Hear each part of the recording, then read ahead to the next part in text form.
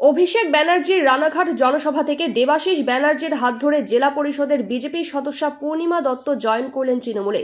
Join করেই চাঞ্চল্যকর অভিযোগ আনলেন রানাঘাট লোকসভা কেন্দ্রের বিজেপি প্রার্থী জগন্নাথ সরকারের বিরুদ্ধে।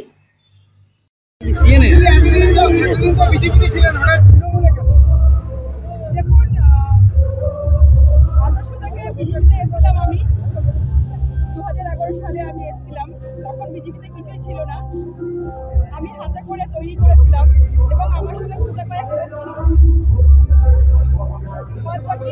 আদর্শ যেমন আস্তে আস্তে যখন আমাদের কোনো কিছুই ছিল না, আস্তে আস্তে যখন আমাদের এমপি হলেন 2019 সালে, আমরা ভেবেছিলাম যে যাক আমাদের উন্নয়ন হবে এবং আমাদের কেন্দ্র সরকার থেকে আমরা অনেক কিছু মানুষকে পাইয়ে দিতে পারবো।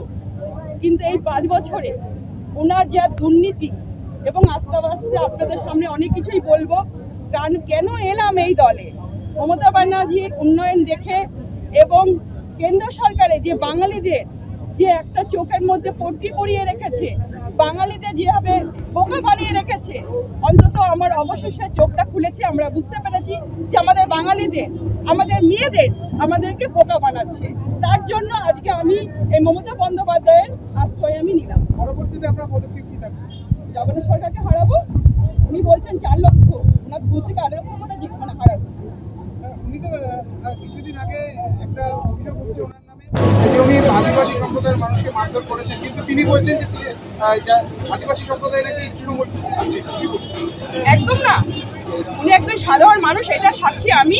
কেননা যখন নাকি আমাদের একসঙ্গে, উনি যখন জেলা প্রেসিডেন্ট ছিলেন তখন আমরা একসঙ্গে দলটা করতাম, একসঙ্গে আমরা চলাফেরা করতাম। উনি আজ থেকে 14 বছর আগে মানে জমিটা লিজ দেয়।